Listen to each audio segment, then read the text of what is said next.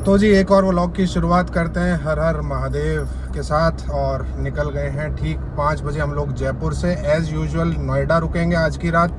कल सुबह निकलेंगे देहरादून हमारी पहाड़ी लैंड के लिए। जाना तो था हमें मुक्तेश्वर, प्लानिंग हमने ये कर रखी थी मुक्तेश्वर घूमेंगे 4-5 दिन, लेकिन अचानक से प्लान में ट्विस्ट आया और हम निकल गए देहरादून के लिए, क्योंकि वहाँ पे थोड़ा बहुत काम भी शुरू कराना है। तो हमने सोचा देहरादून ही चलते हैं, जब जाना ही है तो अपना काम भी शुरू कराते हैं। थोड़ा बहुत जो भी कर सकते हैं जाके सिचुएशन देखेंगे कि वहाँ पर बारिशें कितनी हैं कितनी नहीं है। तो भाई मेरे कैमरे के फ्रेम में जितने भी ये पहाड़ आ रहे हैं ना, पहाड़ियाँ, सॉरी पहाड़ नहीं है, पहाड़ियाँ हैं, अरावली रेंज की पहाड़ियाँ हैं, ये लगभग ख़त्म होती जा रही हैं, है ना। मतलब इसका खनन चल रहा है और गवर्नमेंट की परमिशन से ही चल रहा होगा या मिली भगत से चल रहा होगा, लीगल है इलीगल है मुझे नहीं पता। लेकिन मेरे देखते देखते ये देखो सामने की पहाड़ियाँ बिल्कुल गंजी कर दी ना, लेकिन किसी को फर्क नहीं पड़ेगा, किसी को। सबको क्या देखना है, हिंदू राष्ट्र बनाना है, हिंदू मुस्लिम करना है, फलान करना है। लेकिन ये सब चीज़ें जो प्रकृति के साथ छेड़छाड़ हो रही है ना, ये किसी को नहीं देखना और किसी को इसके बारे में बात भी नहीं करनी। मतलब मेरे सर्कल में मैं किसी से बात करूँगा ना तो वो बोल देंगे अरे इससे क्या फ़र्क पड़ता है। लेकिन प्रकृति ने अगर ये पहाड़ियाँ यहाँ बनाई हैं तो किसी ना किसी कारण से बनाई होंगी ना। ये लो जी, थोड़ा और नज़दीक आ गए तो कैमरे में साफ आ जाएगा। ये लो, ये देख लो आराम से, ठीक है। अब क्यों हो रहा है, सरकार कोई भी हो, कांग्रेस बीजेपी अटरम सटरम कोई सी भी सरकार हो, सरकार की बात नहीं है। बात यह है कि जो भी सरकार है वो ये सब क्यों करा रही है, क्या ज़रूरत है इसको कराने की, ये हटा के क्या हासिल हो जाएगा और जो लैंड निकलेगी उससे क्या ही हो जाएगा। अब ये बहुत सारी गाड़ियाँ इस तरफ से आ रही हैं भाई। अब ये क्या हो गया पता नहीं, लेकिन मतलब 6-7 गाड़ियाँ तो जा चुकी हैं और ये रॉन्ग साइड पे हाईवे पे क्यों जा रही हैं। मतलब हाईवे क्या, एक्सप्रेस वे पे ये यहाँ से चढ़ रहे हैं। ये देखो यहाँ से चढ़ के और यू टर्न ले रहे हैं और वहाँ से उतर रहे हैं। नहीं, और आगे से भी आ रही हैं। जनरली होता तो नहीं है। तो भाई कुछ तो हुआ इस एक्सप्रेस वे पे जो कि जाम लग रहा है, और जाम पता नहीं क्यों लग रहा है।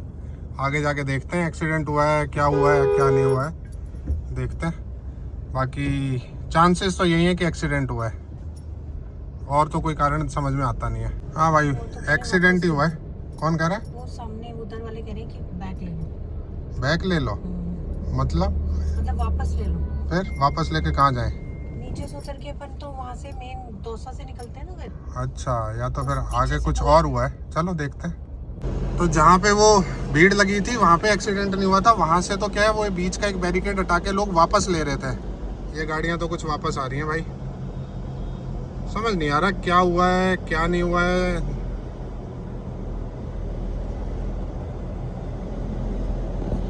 शायद अब हम उस स्पॉट पर पहुंचे जहाँ एक्सीडेंट हुआ है शायद, है ना। मैंने तुम इधर आ जाओ, मैं देखता हूँ। तो भाई आगे की कहानी ये है कि किसी ट्रक वाले ने 3 लेडीज़ को, सड़क पे काम करने वाली 3 लेडीज़ का एक्सीडेंट कर दिया। तो गांव वाले बैठे हैं धरने पर, इसीलिए ट्रैफिक जाम है। वैसे तो खुल जाता, लेकिन वो धरने पे बैठे हैं तो इसलिए नहीं खुल पा रहा।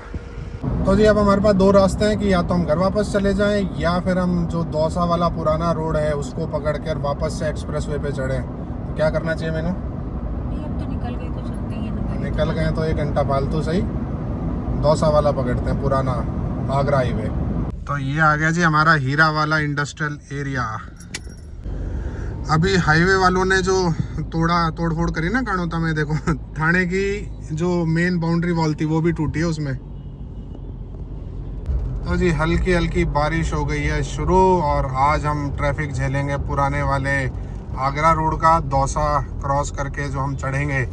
मतलब जिससे पहले जाते थे जब ये बांदीकुई वाला लूप नहीं बना था, आज जा रहे हैं हम उस वाले रोड से। और इस पे ट्रैफिक आपको सामने दिख ही रहा होगा, काफ़ी ट्रैफिक है भाई। 17 मिनट का जाम दिखा रहा है भाई इस टोल पे। मतलब इस टोल की हालत वैसे ही ख़राब रहती है, बट आज थोड़ा सा ट्रैफिक और ज़्यादा हो गया होगा। और भाई साहब आज तो ऐसा लग रहा है कि बहुत ही गलत मुहूर्त में घर से निकले हैं। चलो हमारा तो एनुअल पास है, हमने 2 बार टोल कटा भी लिया, मतलब एक बार चढ़े एक बार उतरे। लेकिन जब वहाँ का रास्ता ब्लॉक है और ये एक ऑल्टरनेट रास्ता है, तो यहाँ पे इंस्ट्रक्शन नहीं आनी चाहिए थी कि यहाँ का टोल फ्री कर दो। फ्री मतलब खाली पैसों से फ्री नहीं है, ये जो टाइम वेस्ट हो रहा है, बात सिर्फ इसकी हो रही है कि अगर ये टोल के बैरियर्स ओपन कर दें, मतलब गवर्नमेंट की तरफ कम से कंपनसेशन मिले, जो भी हो, लेकिन कम से कम लोगों को तो तकलीफ ना हो। बट लोगों की तकलीफ से एक्चुअली खुद लोगों को भी प्रॉब्लम नहीं है, वो तैयार हैं इस तकलीफ के लिए, कुछ भी झेलने के लिए, लेकिन आवाज़ उठाओगे तो एंटी नेशनल कहलाओगे। नितिन गडकरी की गाइडलाइंस थी कि टोल पे एक दायरे के बाहर अगर जाम जाता है, मतलब जो भी उनका मापदंड रहा होगा कि उसके बाहर अगर जाम जाता है तो आपके लिए टोल बैरियर खोल दिए जाएंगे। खैर गडकरी पे तो जो ट्रस्ट था, जो भी कुछ था, वो तो बिल्कुल ही ख़त्म हो गया। मतलब उस बंदे ने तो ऐसा हाल कर दिया और ऐसी स्टेटमेंट और ऐसे चीज़ें करने लग गया कि जो भी ट्रस्ट था वो बिल्कुल ही ख़त्म हो गया। तो भाई इस वाली रोड पे भी लोग उल्टे आ रहे हैं। अब ये एक दो ही उल्टे आ रहे हैं या इधर भी कोई जाम वाम कर दिया, पता नहीं, भगवान जाने। देखते हैं जो भी होगा। पहुंच गए हम आंधी। तो लो जी नेशनल एक्सप्रेसवे के टोल पे भी जाम है भाई साहब, सारे डंडे नहीं उठ रहे हैं और एक आधा कोई आगे फंस गया होगा बिना फास्टैग वाला, तो लगे रहो लाइन में। देश का विकास हो रहा है भाई 4 में से 2 लेन चल रही है, सिर्फ 2 लेन। इतनी सारी मैन पावर लगी है सिर्फ हाथ हिलाने में, लेकिन बाकी ये जो 2 वाले हैं ना, इनको नहीं खोल रहे। कितनी भी भीड़ हो रही है नहीं खोल रहे, इन 2 लेन से ही निकाल रहे हैं। कोई कुछ नहीं बोलेगा, कोई प्रोटेस्ट नहीं करेगा, कोई साला इनसे सवाल नहीं पूछेगा कि भाई क्यों कर रखा है, ये लेन क्यों बंद है, ये लेन क्यों बंद है। नहीं कर सकते भाई, आपको कुछ नहीं कर सकते। तो हम 5 बजे घर से निकल गए थे, टाइम हो गया 7:30 बजे, लगभग 2.5 घंटे हो गए हमें निकले हुए। और अब हम एक्सप्रेस वे पे चढ़े हैं, दिल्ली मुंबई एक्सप्रेस वे पे चढ़े हैं और लगभग 3.5 घंटे में हम लोग नोएडा पहुंच जाते हैं। मतलब अगर तरीके से सब चल रहा होता तो 1 घंटे बाद हम नोएडा पहुंच जाते, लेकिन अभी हमें यहाँ से पहुँचने में लगेंगे 3 घंटे और 3 घंटे। हमारे कुछ मित्र हैं, हमारे जानने वाले हैं, हमारे फेसबुक वाले, यूट्यूब वाले, जो भी फैमिली फ्रेंड्स XYZ, घर पे रह के सिर्फ अपने घर पे अपने काम के स्थान पर 20 किलोमीटर के रेडियस में रह के उनको ये पता है कि हाँ सब कुछ अच्छा चल रहा है, ठीक है। मतलब एक्चुअल में तो जो लोग ट्रैवल करते हैं, घर से निकलते हैं, कहीं जाते हैं, उनको पता होता है देश दुनिया में क्या हो रहा है, सड़कों का क्या हाल है, देश का क्या हाल है, लोगों का क्या हाल है, बहुत कुछ पता होता है। बट आजकल जो घर पे रह के खाली व्हाट्सएप पे और सोशल मीडिया पे ज्ञान लेते हैं ना भाई, वो बहुत ज़्यादा ज्ञानी हो गए हैं और उनको कोई नहीं समझा सकता, कोई भी नहीं समझा सकता। तो ये वाला भाई 8 लेन हाईवे है, जिसमें इस वाली लेन के ऊपर ट्रक को नहीं चलना चाहिए, है ना। ट्रक के लिए ये लास्ट वाली 2 लेन बनी हुई है, इन दोनों लेनों में ट्रक चले, इन दोनों लेनों में गाड़ी चले।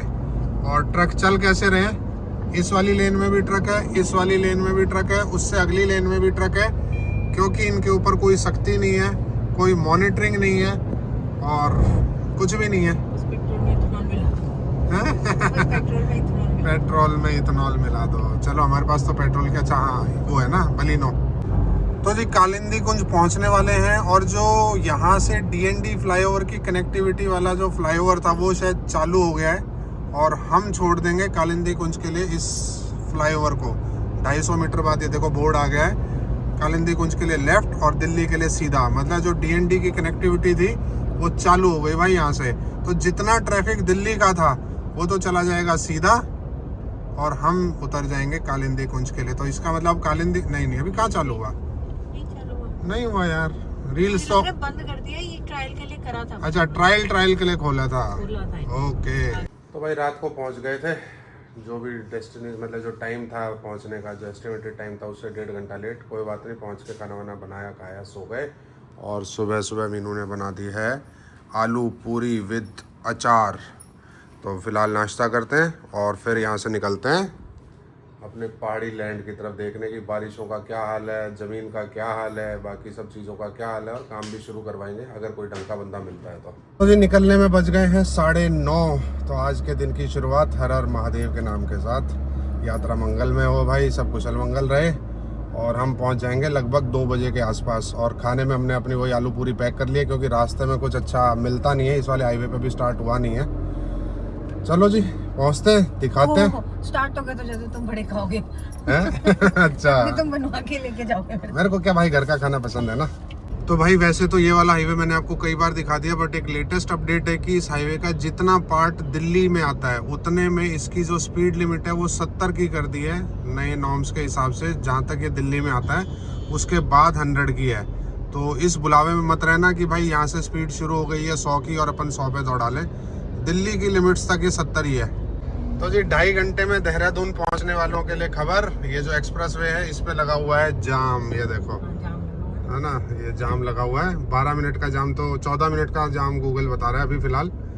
एक्चुअल में कितनी देर लगेगी वो देखते हैं, और किस चीज़ का जाम है ये भी नहीं पता अभी तो जी अब 100 की स्पीड वाले पैच पे आ गए हम लोग। यहाँ से शुरू हो गई है 100 की स्पीड और बोर्ड भी लग गए 100 के। इससे पहले जो बोर्ड थे वो 70 के लगे हुए थे, मतलब चेंज करा दिए थे गवर्नमेंट ने ताकि कन्फ्यूजन ना। और सामने का मौसम देख रहे हो भाई कैमरे में कैसा आ रहा है। मेरे को लग रहा है इस बार भी देहरादून गए और बारिश मिली अब कोई काम नहीं हो पाएगा पिछली बार की तरह। चलो देखते हैं जो भी है, जाके देखना तो है ही। इस रोड पे भाई 20,000 रुपये का चालान है 2 व्हीलर वालों के लिए। 2 व्हीलर 3 व्हीलर ट्रैक्टर के लिए 20,000 रुपये का चालान है, पर इन लोगों को चालान का कोई डर नहीं है और ना जिंदगी का डर है कि भाई फास्ट मूविंग ट्रैफिक से बाई चांस कुछ हो जाए। कोई बात नहीं। तो जी बढ़िया बारिश शुरू हो गई है और अभी तो खैर देहरादून दूर है, वहाँ का तो नहीं पता अभी क्या सीन है, बट हाँ यहाँ पे तो मौसम हो गया 1 नंबर, शानदार बारिश शुरू हो गई। मुझे हमारा फ्रूट सेशन हो गया शुरू। मैं खा रहा हूँ अनार, इनो चल रही है संतरा इनो इम्पोर्टेड वाला। भाई महंगी आइटम खाने का शौक है। अच्छा चिंटू की सगाई के फ्रूट चल रहे हैं अभी तो फ्रूट्स खाते हुए मौसम का आनंद लेते हुए बढ़ रहे हैं अपनी मंजिल की ओर। भाई संतरा खाते खाते मेरे को एक चीज़ ध्यान आई, मतलब हमारी मम्मी लोगों के टाइम में जो गांव की लेडीज़ होती थी ना, उनके नाम फ्रूट्स के ऊपर रखे जाते। जैसे हमारी एक बुआ जी का नाम संतरा है, ठीक है, और संतरा भी नाम होता था, अंगूरी भी नाम होता था, मौसमी भी होता था। मौसमी चटर्जी तो मौसमी है ही, है ना।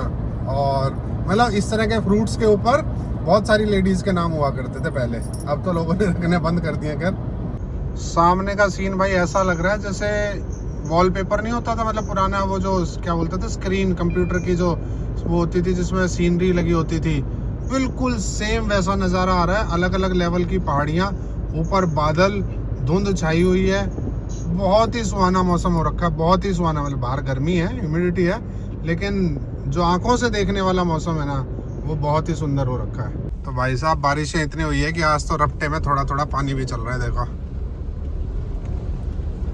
जैसे हम अपनी जगह पहुंचने वाले होते हैं ना भाई, उससे पहले का ये जो नज़ारा है ना भाई, ये देख के ही तबीयत खुश हो जाती है। देखो लेफ्ट साइड में मसूरी की जो पहाड़ियाँ हैं बैक साइड वाली, उन पर पूरे पे बादल आए हुए हैं, बादल ही बादल। तो भाई जी पहुंच गए हैं अपनी लैंड पे और जा रहा हूँ नीचे। साथ वाले प्लॉट में तो काम शुरू हो गया कुछ बिल्डिंग कंस्ट्रक्शन का। अपने को अभी बनानी है सबसे पहले बाउंड्री वॉल के बाद फिर डिसाइड करेंगे कि आगे क्या बनाना है। मतलब 1 रूम बनाना है, 2 रूम बनाना है, कैसा बनाना है। मंजिल तो एक्चुअली क्या 3 बनानी पड़ेंगे अगर व्यू लेना है तो। चलो जी अभी तो फ़िलहाल यहाँ से उतरते हैं। बाकी यहाँ से नज़ारा ओए होए एक नंबर नज़ारा, एक नंबर। तो ये वाली जो रिटेनिंग वॉल है इसका काम हो गया था भाई। अब क्या है जेसीबी से सिर्फ इस वाले मिट्टी को इधर डाल के प्लेन करना है। झाड़ जंगल उग गया भयंकर तरीके से, देखो भयंकर तरीके से। ये तो चलो इनके कॉलम आने होंगे। बाकी दीवार में क्रैक आए हुए हैं भाई, यहाँ पे भी आए हुए हैं, इस साइड भी। तो बीच वाली ये जो रिटेनिंग वॉल है ना, ये वाली, इसका भी डिसाइड करना है कि स्लोप देना सही रहेगा या रिटेनिंग वॉल उठानी सही रहेगी। वो जब कोई आर्किटेक्ट या कोई बंदा मिलेगा ठेकेदार तब डिसाइड करेंगे। तो कुछ दिन पहले यहाँ पे निकला था भाई सांप, और उस सांप की जो वीडियो मैंने तो नहीं बनाई थी बट मेरे पास वीडियो आई थी, वो वीडियो डालूंगा मैं। भाई साहब कितना बड़ा सांप निकला था यहीं पर। यहाँ की मिट्टी भाई इतनी उपजाऊ होती है। देखो फूल वाइट कलर का रोज़, और ये वाले जो पत्ते हैं हालांकि कीड़े लग गए इनमें, बीच में से खा रखा है, बट सुंदर कितने लग रहे हैं। देखो यहाँ पे भी और यहाँ पर भी बहुत ही सुंदर लग रहे हैं। तो भाई पहुँचने के बाद 2 ठेकेदारों को लोकेशन दिखा दी, साइट दिखा दी, क्या क्या बनाना है, कैसे कैसे बनाना है, वो सब चीज़ें डिस्कस कर ली। अब दोनों अपना अपना रेट देंगे। रेट देने के बाद क्या फाइनलाइज होता है, किससे फाइनलाइज होता है अभी देखते हैं।